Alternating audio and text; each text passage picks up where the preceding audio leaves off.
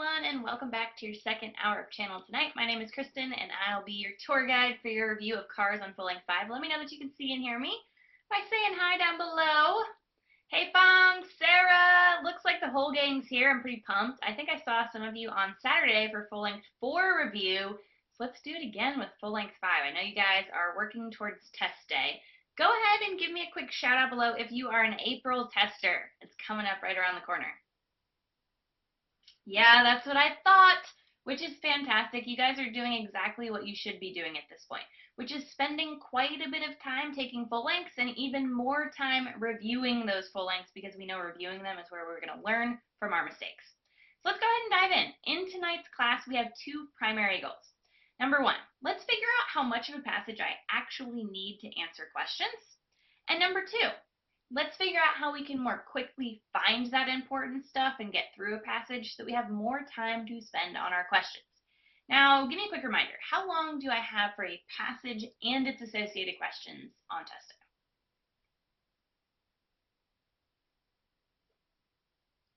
How long do I have? Yeah, I have 10 minutes on average. Very nice, Lisa Sarah. Now, out of that 10 minutes, how do you think you should break down your time between actually reading and answering your questions?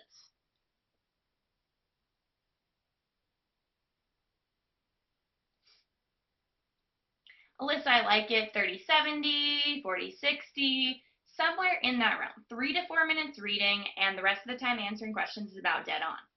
Now, on average, we're going to have 5 or 6 questions per passage. They are clearly not going to be able to ask us about everything in that passage, so our goal when reading is, let's anticipate what we're likely to be tested on, and if they're going to ask us about details, let's make sure our passage outline will very clearly lead us back to the details if we need them. So in this first part, we're going to look really at how much of a passage do I need. We're going to read the first passage a little bit more slowly. I know you've seen it before, but we're going to read everything, and then we're going to pick out what is the important stuff.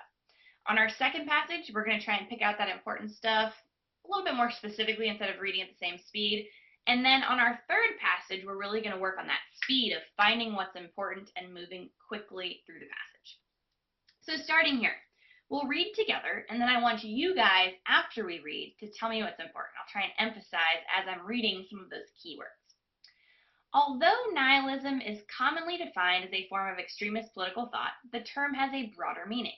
Nihilism is in fact a complex intellectual stance with venerable roots in the history of ideas, which forms the theoretical basis for many positive assertions of modern thought. Its essence is the systematic negation of all perceptual orders and assumptions. A complete view must account for the influence of two historical cross-currents: philosophical skepticism about the ultimacy of any truth, and the mystical quest for that same pure truth. These are united by their categorical rejection of the known. Now, that is a pretty deep-sounding paragraph. I don't know about you guys, but it can be quite overwhelming. Do you guys remember this passage from when you took Full Length 5? What were your thoughts when you read the first paragraph?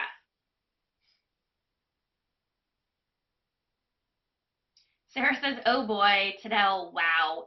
Yeah, it's a little bit wordy. So let's try and break it down. Read the first sentence and tell me, what does it look like the topic is going to be here? What does it look like the topic is going to be?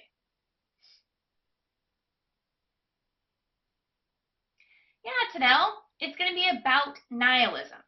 Okay, and we're seeing here that there's this, common definition, but we've already homed in on the fact that we need to look at that broader definition. So what that broader definition is going to be important. So they say is in fact a complex intellectual stance. So we know these types of things are important. As we're reading, we can pick up on it.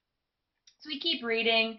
When we start to see more of the same or that filler language with venerable roots in the history of ideas, which forms the theoretical basis for many positive assertions, all right, that's a lot of extra language. We can start to scan over that more quickly. Its essence, so now we're getting more meaning, is the systematic negation of all perceptual orders and assumptions, telling us more what it is. Then, whenever we see kind of a number of things, whenever we see a colon, we're getting different ideas. Two historical cross-currents: philosophical skepticism and ultimacy of any truth, the mystical quest for the same pure truth. So these are two things that we might stand out as important. So I like what you guys put down here as the main ideas, and that's exactly what we'd be throwing into our passage outline. The broader definition and the two ideas, skepticism and mystical pursuit. All right, our second paragraph has quite a bit of information in it as well. So let's read, and then I want you guys to tell me what is the important stuff in this paragraph and what is the filler.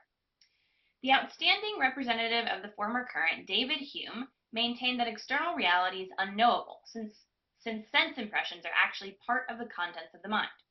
Their presumed correspondence to external things cannot be verified, since it can be checked only by other sense impressions. Hume further asserts that all abstract conceptions turn out on examination to be generalizations from sense impressions. He concludes that even such an apparently objective phenomenon as a cause-effect relationship between events may no more than a subjective fabrication of the observer. Sounds like a lot of the same thing. What was important from that first part? Again, it's a mouthful. There seems like there's so much going on.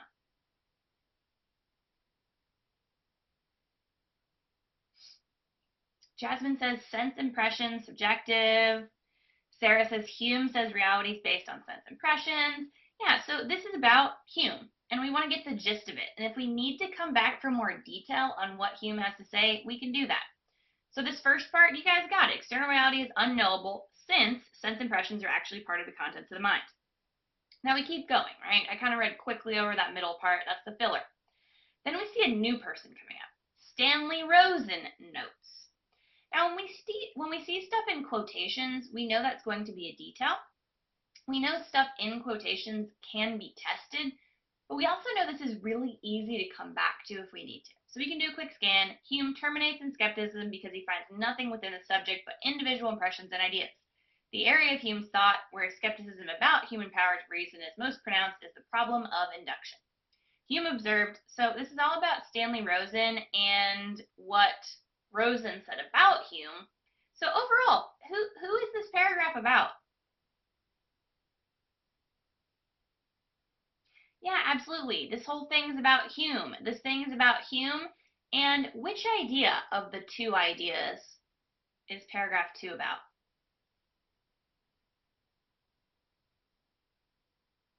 Is it about skepticisms of truth or mystical pursuit of truth?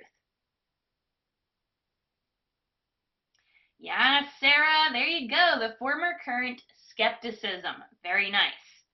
Okay, let's keep going. We're seeing how much of this stuff really is not that important as we're reading through to get the big picture. All right, for mystics of every faith, right off the bat, which main idea is this one going to be about? Yeah, the second, you got it. All right, so for mystics of every faith, the experience of nothingness is the goal of spiritual practice. Buddhist meditation, clearly an example, la la la la la. St. John of the Cross, another example, la la la la la. St. John's spiritual legacy is, as Michael Novak puts it, we're introducing another person. We see some more quotes, the constant return to inner solitude and unbroken awareness. Okay, if I need to come back to read more about Michael Novak, I can. So now we're getting even better at picking up on this filler, right? So this is about the mystics. We have 2 examples, and we have information on Michael Novak. So we can pretty quickly figure out what needs to go into our passage outline. So I want to give you guys only about 15 seconds. I'm going to stay on camera for this. I'm going to pause. I want you to reread the 4th paragraph. I know you've seen it before. And do exactly what we've done. Scan over the fluff and tell me what is important. 15 seconds.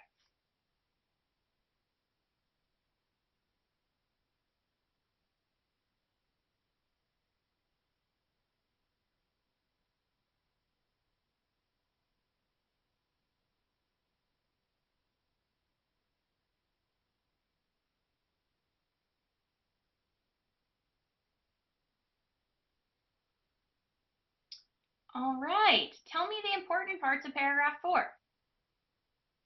And skimming over the stuff that's fluff is totally okay.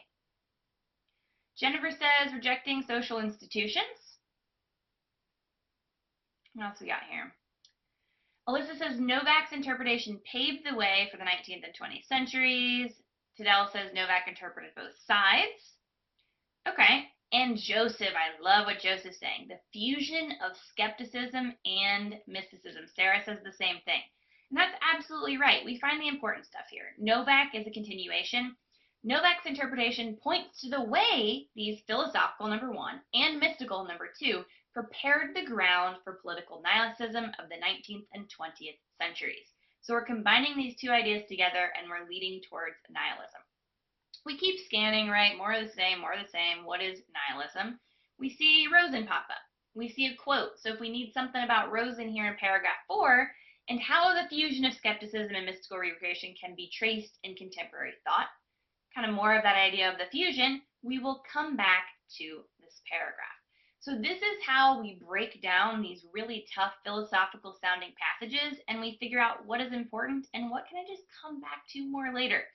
This is a passage that I would have considered extremely challenging when I was prepping for this test. But with practice, you're going to be able to scan with your eyes and kind of pick out what's important there. Now on test day, do you need to highlight everything we've highlighted here? No, you don't. We're highlighting it here to draw your attention to the parts of this that we've considered important, the parts of this we're reading more carefully, as opposed to the parts that are unhighlighted that we scanned quickly. Now, what types of things on this page would you actually want to highlight? Yeah, the names, Joseph, very nice. So I would definitely highlight Novak, Rosen, names, dates. Those are the things I highlight. The rest of this is just showing you how we're going to read this. Okay, so we have our passage outline. Are we missing anything?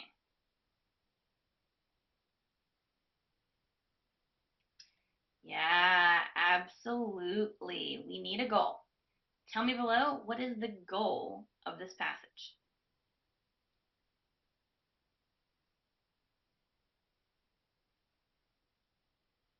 What is the goal?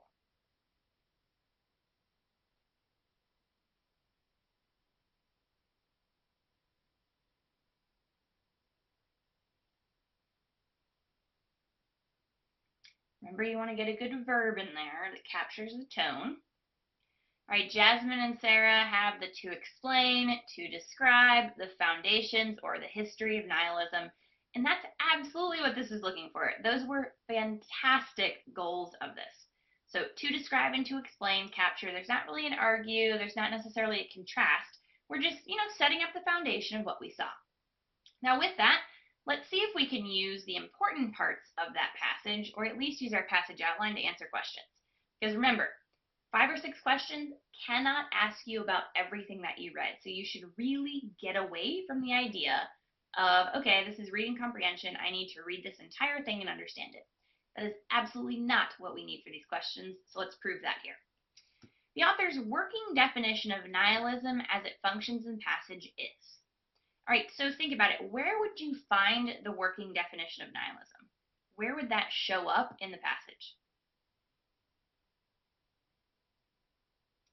Yeah, Sarah says paragraph 1, same with Tadell. That sounds like an introductory type of information, right? So I want you guys to hop back to paragraph 1. I want you to scope it out, right? This is when you're executing your plan. And we're going to pull up a poll on screen, and I want you to get those answers in. So Paul, if you would drag the poll over on top of download me.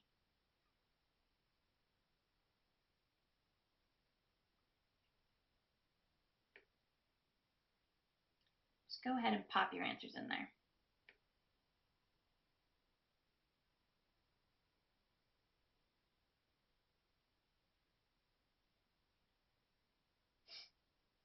If you couldn't quite locate it, I'll give you some help. It said in paragraph 1, its essence is the systematic negation of all perceptual orders and assumptions. Finish getting those answers in? I'm going to close it up in 3, 2, and 1. Majority of our answers here leaning towards answer choice A, which is in fact correct. Systematic doubt of that which one take for granted. Now, let's look at some of our other popular answer choices because this is a test review. Now, getting things wrong when you take your test or getting them wrong as we're reviewing, that's a good thing because as you get things wrong, you're going to figure out why you got them wrong and you're going to practice that skill of critical thinking through these questions. So a lot of us here liked answer choice D, rejection of all presently established institutions. Now tell me what made you pick answer choice D. What made you pick answer choice D?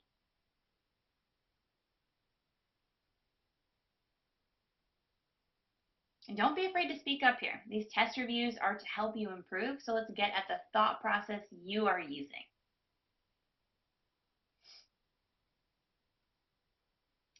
Yeah, okay, and that's exactly what I expected, right? Jennifer says paragraph 4's, main idea here, rejection of all presently established institutions. There's some wording here that stands out to us. Now, the best way to approach this question, remember, is to have a prediction before we start evaluating answer choices.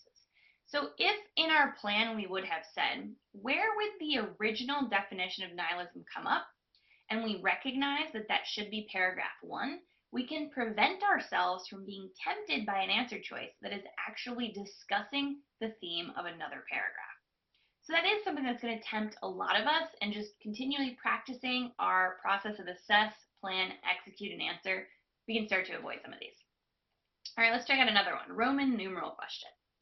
In the passage, quotations from writers about nihilism are used too. Okay, so where did we see quotes in this? Whose quotes were they?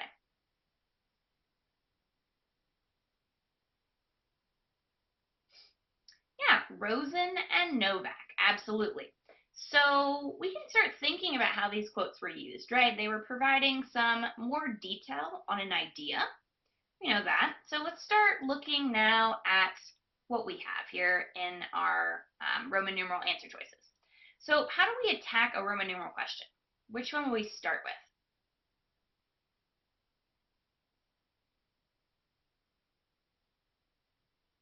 Yeah, let's start with the most frequent, absolutely. And in this case, that would be Roman numeral 1. Summarize specific points made in the course of the passage. Does that kind of say what we just said? Our prediction was that it was used to further describe what we were talking about in those paragraphs. Yeah, 1 sounds pretty much dead on with what we're looking at. Okay, well from there we still have 3 answer choices that it could be, but at least we were able to eliminate answer choice D here. Okay, so from here we can pick either 2 or 3 and figure out if we've got something to work with next. So 2, contrast points of view on the subject under discussion. Did you feel a lot of contrast in your quotes? Did you feel a lot of contrast words in your quotes? And you can look back to them if you need to.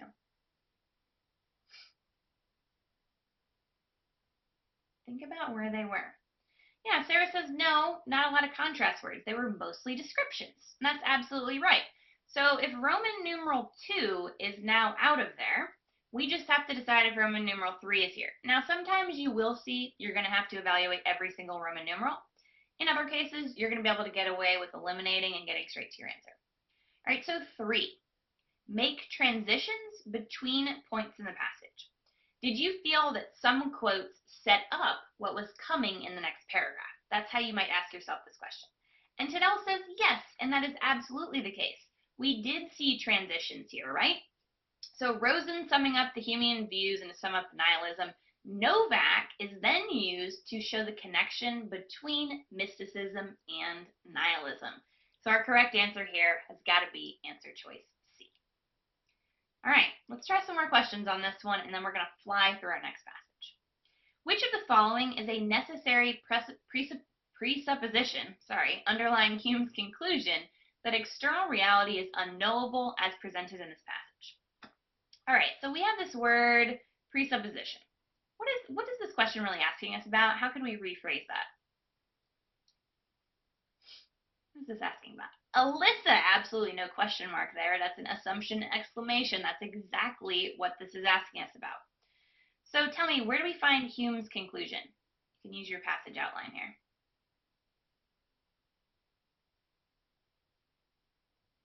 Where is Hume's conclusion?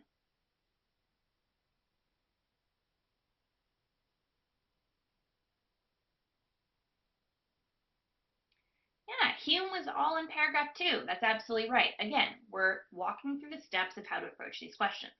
So we can pop back to paragraph 2, right? David Hume maintained that external reality is unknowable, since sense impressions are actually part of the contents of the mind.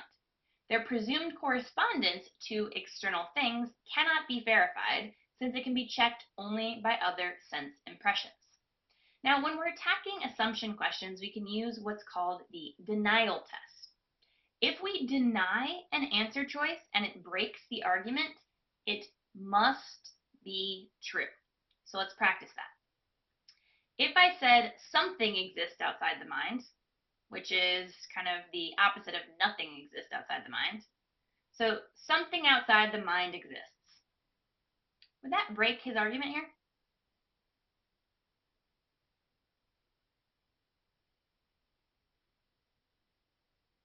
Would that break this argument?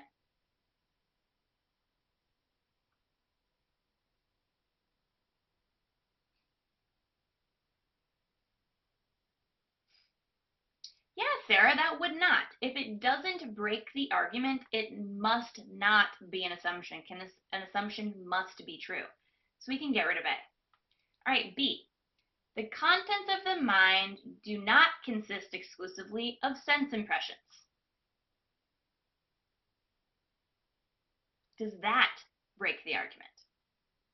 The contents of the mind do not consist exclusively of sense impressions. No, it doesn't, because what he says is sense impressions are actually part of the contents of the mind. So to say they're not exclusively sense impressions, that's not an assumption either. All right, let's try another one.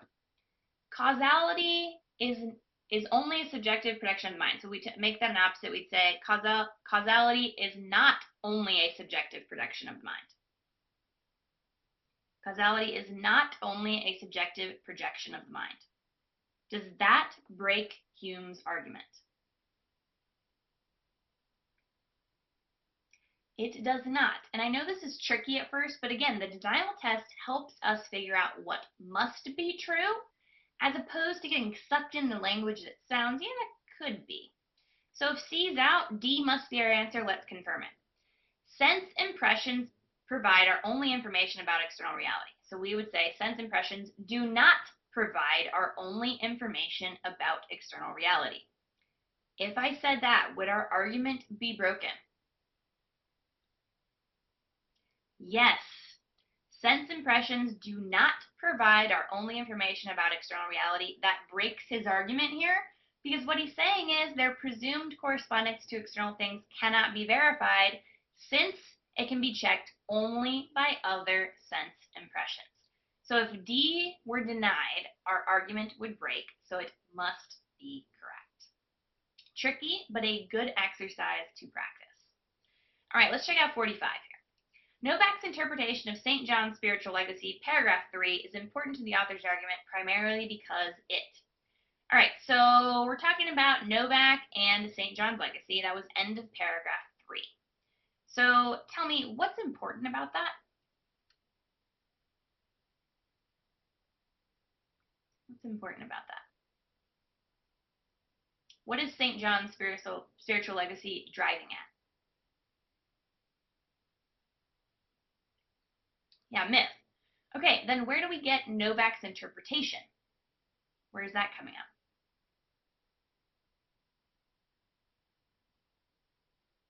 Where do we get Novak's interpretation? Use your passage outline.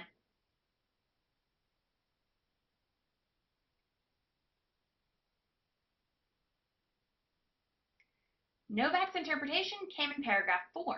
And in paragraph 4, we said here we're looking at bringing those two together, the fusion. So go ahead and get your answers into the poll. I'll give you about 15 seconds.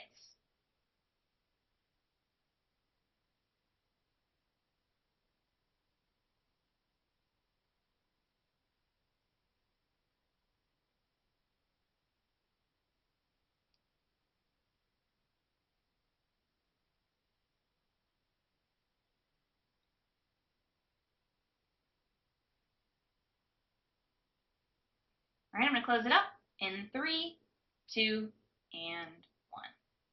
Most of us here polling in for answer choice B, which is absolutely correct. Remember, The third paragraph was talking about mysticism, the second of our 2 points. The fourth paragraph was saying, oh yeah, this is where nihilism came from, these 2 prior ideas that led us into future centuries. So gives insight into historical antecedents of political nihilism is exactly what we said about paragraph 4. Now C is tempting, and a lot of us liked it. Draws a parallel between Christian mysticism and the Humean tradition of philosophical skepticism. What's wrong with C?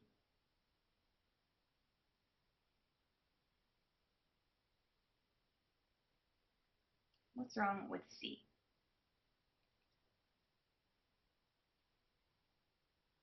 Yeah, absolutely. It's not drawing a parallel. It's how these ideas come together, how they converge to bring about the new idea of nihilism. Absolutely. So this is understanding what was important in paragraph 4. All right, let's try a good old accept question. Now, one thing I want to remind you of, if you forgot about it, is you can actually highlight your question stems on test day, and they will remain as you flip through. So if you need to highlight something like accept to make it stand out, do that. The author uses all the following techniques in the developing the topic accept. Now, when we're dealing with accept questions, we want to use elimination strategy, so let's do that here. Discussion of individuals as representatives of intellectual trends. Does the author use that, discussing individuals to show trends?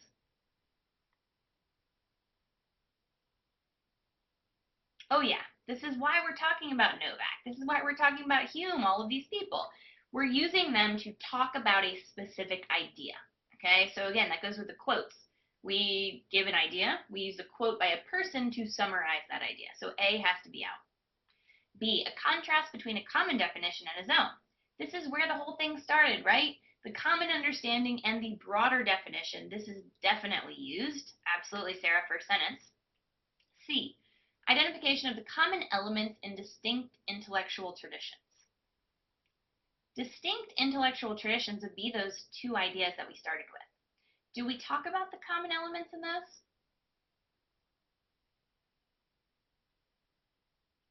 Yeah, Tadell says, yep, and that's sure enough true. We give examples. We talk about what the meaning of mysticism and the philosophical skepticism are. That leaves us with a D. Let's confirm. Examination of the practical consequences of a social doctrine. Do we talk at all about consequences in this passage?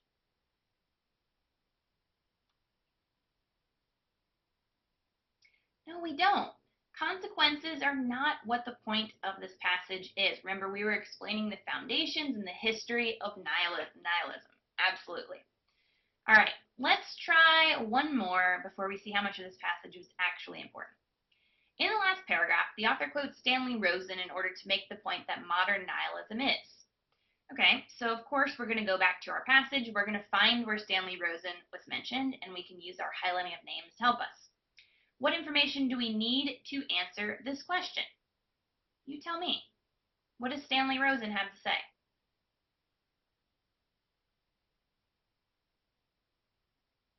What does Stanley Rosen have to say?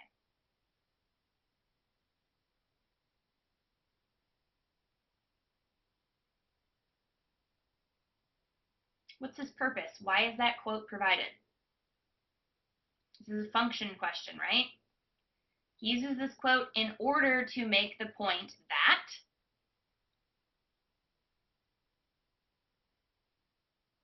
all right, let's talk about the quote. Hence, the desire to destroy becomes a revolutionary affirmation. In the words of Stanley Rosen, nihilism is an attempt to overcome or repudiate the past on behalf of an unknown and unknowable yet hoped for future. So the whole takeaway here is exactly what it said. Hence, their desire to destroy becomes a revolutionary affirmation. We're destroying in order to create. So take that, now that we have a prediction, and practice your match.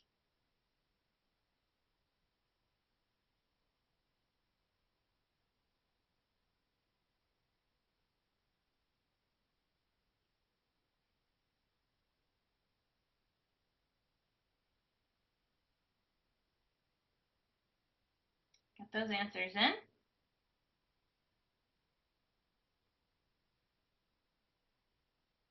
Close it up in 3, 2, and 1.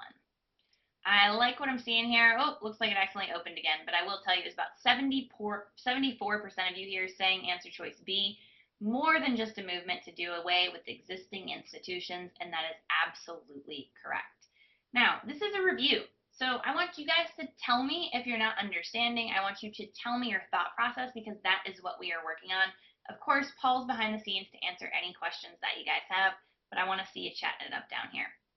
Now, as a quick look, I'm going to show you what we highlighted, and again, highlighting is not actually what you'd highlight on test day, but what we emphasize as important. So that's this.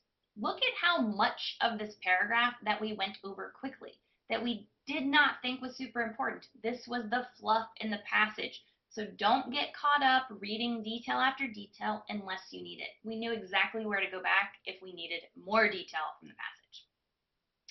All right, so let's talk quickly about the things that help us figure out what text is important. So you tell me, what led us to the important stuff?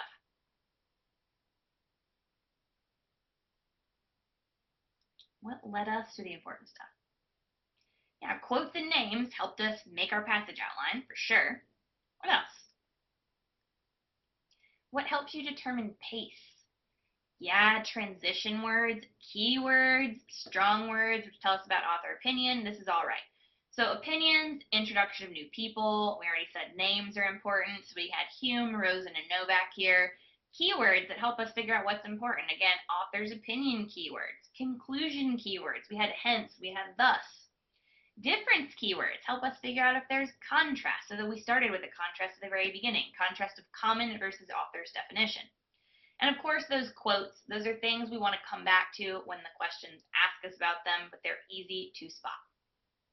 Now for passage 1 here, which is our second passage of the night, we are not going to practice the questions. We are simply going to practice the exercise of quickly figuring out what's important. So I'm going to let you guys read paragraph 1 here, which should only take you about 10 seconds to tell me what's important. Go.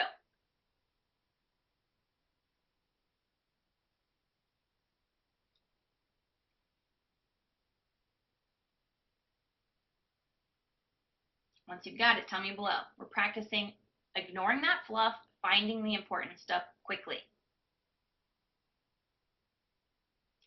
Joseph said coexistence of science and language. Science and language coexisted.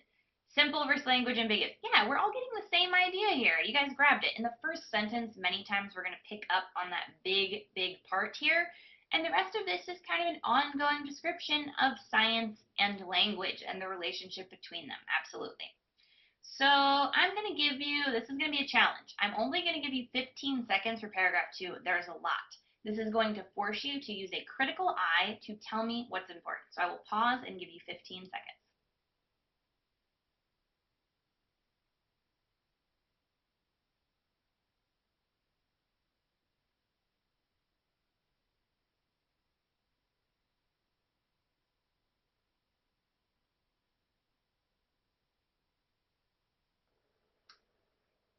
All right, that was quick.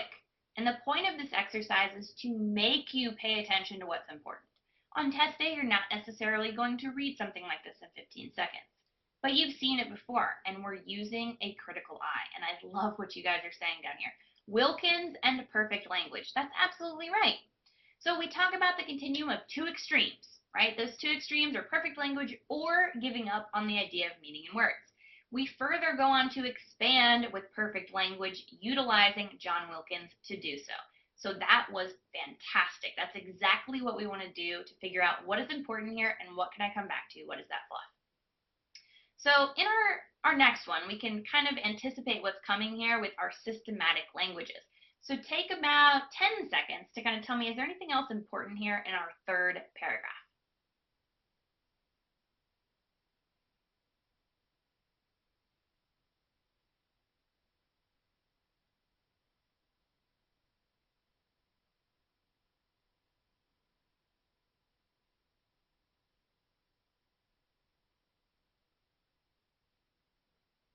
All right, tell me what pops out to you. What pops out here? Yeah, the sheer inertia of culture, preventing, collapsing. It sounds like there are some problems, right?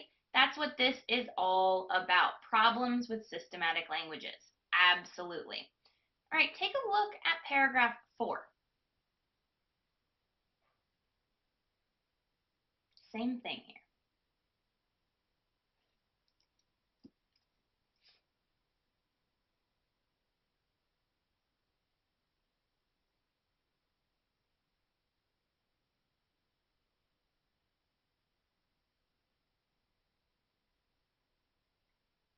There's a lot of examples and a lot of detail here. Quickly, tell me what's the important stuff here.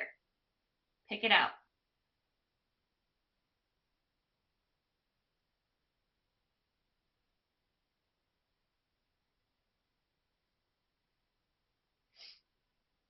Yeah, words necessary to fill a gap. Accessible things don't need descriptive names, and we have a lot of examples. I like how Alyssa says as well. Naming isn't a problem if we can see it. That is absolutely what we're getting at here. Fantastic. All right, do it one more time here with our last paragraph.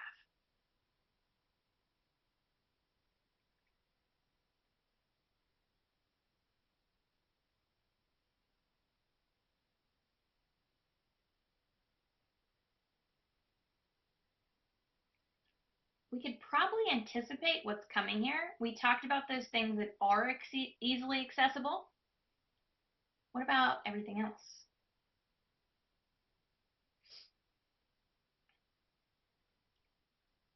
Yeah, new discoveries are not accessible, and it gives examples using these quirks and lazy naming. Absolutely. So we can anticipate from the last paragraph what's coming here. So we know that the main idea is there are types of things that require descriptive naming. So give me your goal. What's the goal from this overall passage?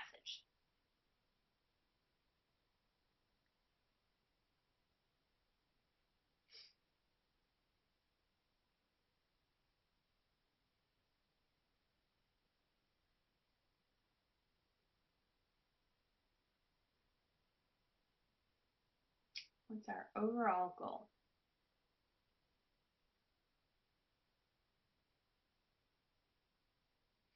All right, Alyssa says to discuss the extremes of language from a science perspective. I like most of that. There's one thing that I think is missing from that. Does the author lean one way? Does the author have any recommendations? Yeah, language is problematic. So what do we need to do according to the author?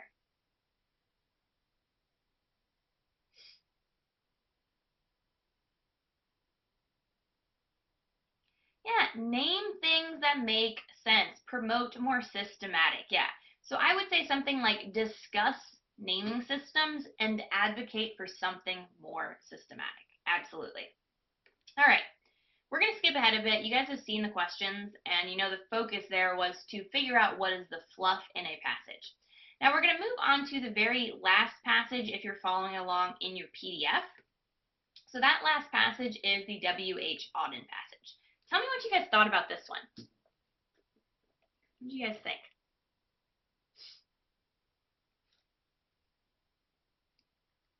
Not everyone loves those lit passages, but you guys tell me. Sarah says not bad.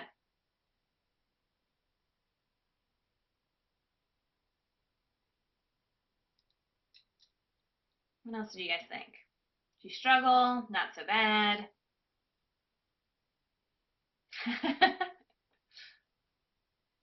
Siddell's already getting right to the point. Author's sympathetic toward Auden. I think so too. Yeah, Jennifer says I didn't think it would be bad, so I did it right away. And this is a great example of one that maybe you don't like lit, but it's not so hard to pick up on the meaning here. And I want to use this as a chance to illustrate how quickly you can move through a passage if you just focus on picking up on main ideas. So I'm going to read relatively quickly, and as soon as I get through the paragraph, you tell me what's important, what you would have thrown in the passage outline. W.H. Auden's reputation, already declining by the 1950s, reached its nadir with the publication of his posthumous collection, Thank You Fog. Critics almost unanimously found his last work trite and garrulous. Indeed, the assessment has served as a retrospective judgment on the poet's final 3 decades. Writers like, example, Donne. What was that paragraph about? Yeah, about Auden's reputation, in this case specifically a not great reputation, and specifically the critics are talking. Let's keep going. Auden's early popularity stemmed in part from his ability to articulate political and psychological dilemmas felt by many young Englishmen in the uneasy calm between 2 world wars. While remarkable for its novel use of lyric and ballad forms and its overall musicality, Auden's early poetry, nevertheless, responded to social concerns and conveyed truths inspired by Marxist and Freudian precepts, which his contemporaries felt older, more conservative poets ignored. What was this whole thing about? Lots of fluff word. What was it about?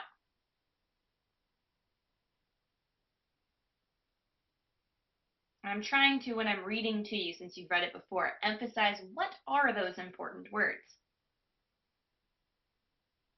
Yeah, absolutely. We're talking good things about Auden, remarkable, novel, all these good things, and it goes right along with the fact that Auden was popular early on. Very nice. Now, first word of third paragraph, after. Time has now passed. After the outbreak of World War II and his immigration to the United States, Auden, while not entirely rejecting the theme of political insecurity, manifested decidedly different concerns, change. Although, contrast, he maintained his interest in technique by experimenting with meter and form, he increasingly felt that the lyricism that came so naturally to him gave rise to dishonest sentiment and didacticism. Gradually, Auden developed a middle manner, less grand, more discursive, that could accommodate his new thematic interests.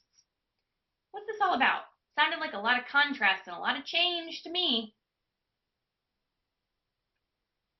What do you think? Yeah, this is the later on. Something changed. What changed? What changed? Yeah, timeline, location changed, but what about Auden changed? He held a middle manner, and what does that middle manner describe? What is his new conservatism? And stopping being, what changed about Auden? Big picture. The style of his poetry changed. There was a style change, which apparently was not well liked by the critics. You guys gave me lots of details, but big picture, there was a change in style based on a lot of these things described. All right, often called dry and prosaic, negative words. Auden's mature style should be author, as an appropriate vehicle for his later concerns. Thematically, the shift can be viewed as one from society to the self, though this would not take into account Auden's growing absorption in the Anglican Church. Unwilling to come to terms with the change in Auden's intellectual concerns and misinterpreting his rejection of later excitement, critics wrongly dismissed the later works. What did you pick up on here? What did you pick up on here?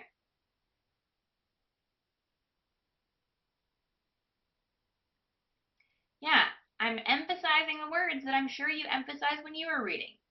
The critics don't like Auden, and the author does not like the critics. The author is defending Auden. Right, less defensible than his changing poetic concerns was Auden's reshaping of earlier poetry.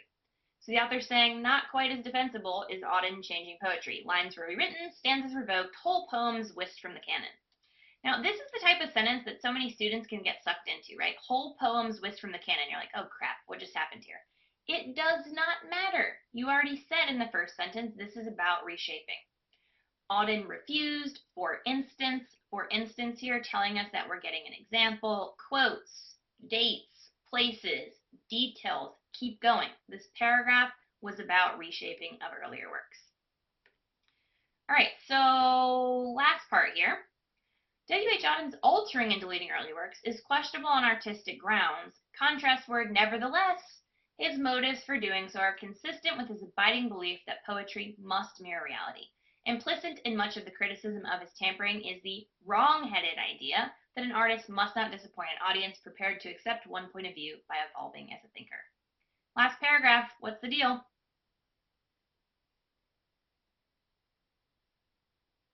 Last paragraph, what's the deal?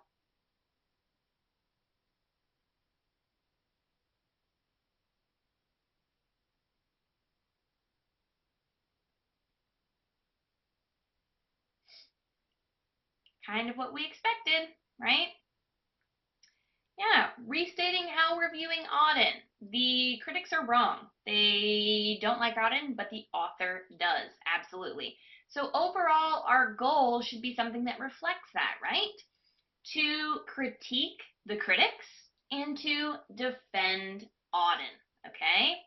Now, that was a pretty quick review of this passage. On these passages that we don't think are so bad, we want to fly through them, save time for those questions, and ultimately try and gain time. There were some much tougher passages on this, that first one being one of those really hard ones.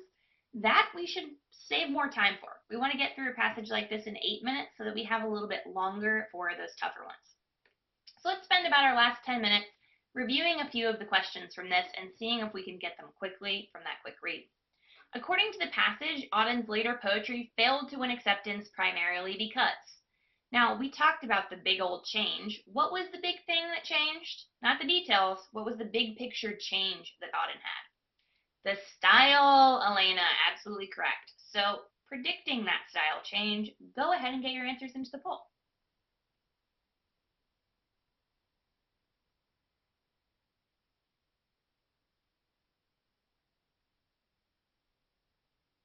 Closing it up in 3, 2, and 1.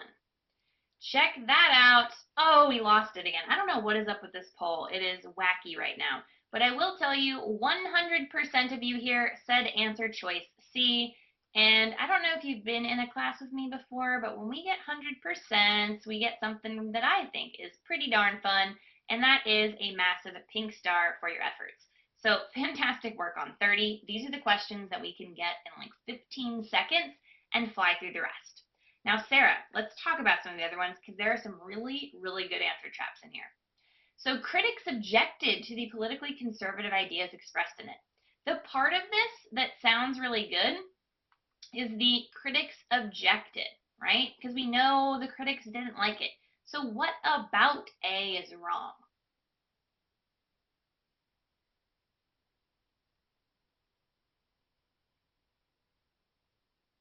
Was it really the politics that upset the critics, or was it the fact that Auden changed his style to accommodate his new interests?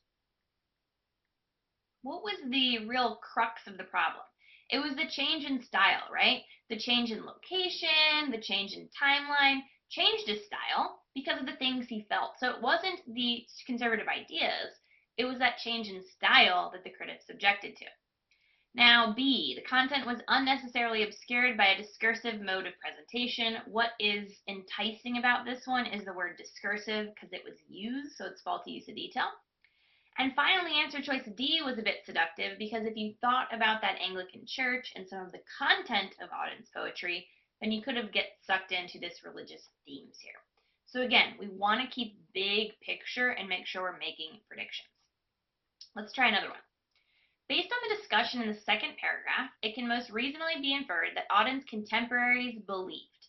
So we need to go back and read specifically about contemporaries. I recall from it, it was talking about those Marxist and Freudian people. Let's go back.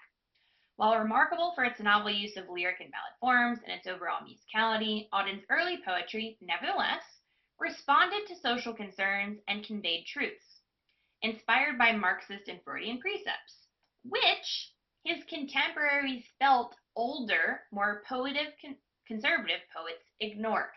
Okay, so Auden's contemporaries thought that he did this, but other more conservative poets did not. So I'm going to clear the poll. Use that prediction to match an answer.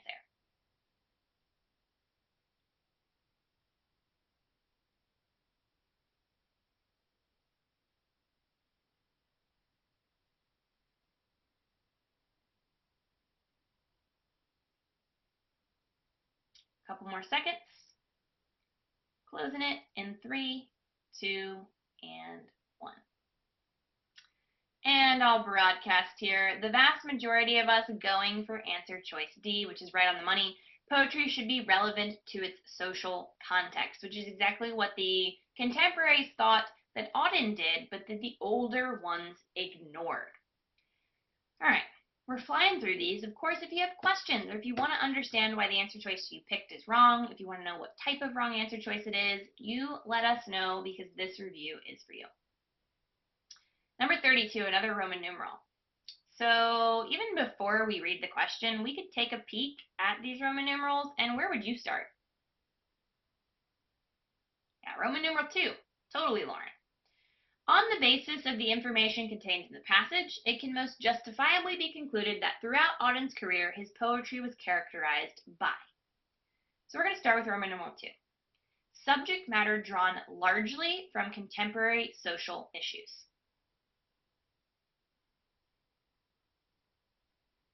What do you think about that? Now be careful. Be careful. Was it always about contemporary social issues?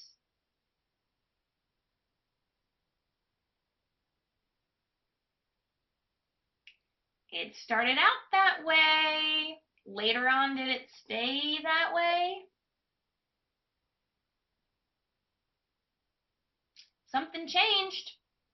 Eventually, Auden went from society to self, a huge change. So make sure you keep the main theme in mind. Started off with Roman numeral 2 being correct. This is not correct based on Auden's later work. So if we eliminate Roman numeral 2, we do not have to look at any of the others. And Tadell's totally right. After this change in style, it's true that critics hated him, but it is also true that we would not say Auden's career poetry was characterized by this idea. So our correct answer here has got to be answer choice A, because it's the only one where Roman numeral 2 does not exist. Yeah, Jennifer, that's a tricky one throughout Auden's career. So we got to focus on the entire thing, keeping in mind what changed. All right, let's look at 33. We get this middle manner. I like this question. The author suggests that Auden's middle manner. All right, so instead of getting too focused on middle manner, tell me, what was the point of paragraph 3?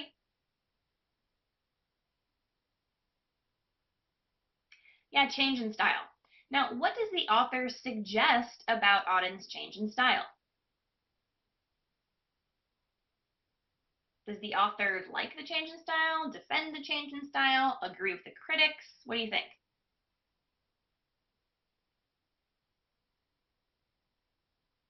Yeah, totally defends Auden. Okay, with that prediction in mind, utilize the first couple of words of each of the answer choices to pull in.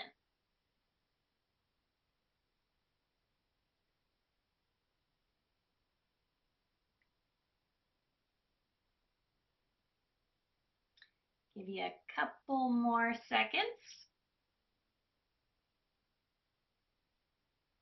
Closing it in 3, 2, and 1. Most of us, the vast majority of us here, leaning towards answer choice B, which is absolutely correct. We did not even have to go back to the passage for this one because I want to remind you, we know what the author felt about Auden from reading this. So we're looking at the first couple of words to do some elimination. Primarily reflected, was a direct outgrowth, was an inadequate, one critical acceptance. I would say pretty quickly you can get rid of C because inadequate's negative and the author would have never said that, and D because we know that the critics did not like Auden. So get rid of those two, then read the rest of A and B. B is the one that best defends what the author thought about Auden. All right, let's check a couple more here and see how we can quickly get to the correct answer. The author's primary concern in the passage. What type of question is this? Primary concern. Main idea. Go straight to your goal. Our goal was about critiquing the critics and defending Auden. Get your answers in.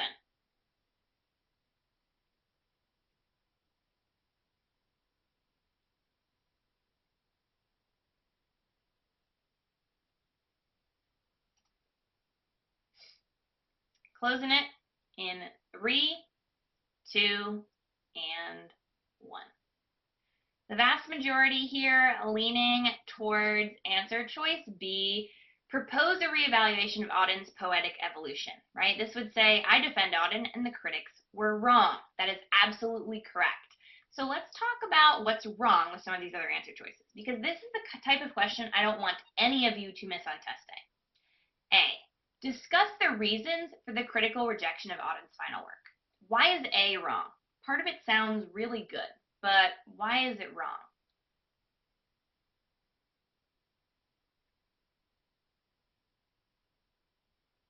Yeah, Yeah, this is true, but this is not the full concern of the author. The author wants to show why Auden is good and not just why the critics thought Auden was bad, so we only captured half. Now in C, suggest an explanation for Auden's revision of early works. This is focused very specifically on a certain paragraph and is not big picture enough. And finally, D, present a unified interpretation of Auden's early, middle, and late works. Present here, that doesn't capture the tone. We're critiquing critics, we're defending Auden. So make sure you utilize that goal in a question like 34. Now let's review what we talked about today. Hopefully this was a good idea of how you can go back and review passages after the fact, how you can figure out how to save time when reading, and how to better work through questions utilizing what you achieved in your passage outline and your goal. So remember, there's only 5 or 6 questions. You are not going to see everything in that passage tested, so practice figuring out what's important and getting quickly through the rest. Figure out how to highlight and utilize that passage outline effectively, and make sure that you're getting through it with enough time for your questions. Because if you understand the whole passage, but run out of time on the questions, you are not getting points on test day. So with that, I will remind you, this is just skimming the surface. I want you all to be making your Why I Missed It sheets, understanding exactly what types of questions you're getting wrong and what types of wrong answer choices you're picking. Stick around. Rebecca is up next. Enjoy your next couple of hours of channel, and I will see you guys soon.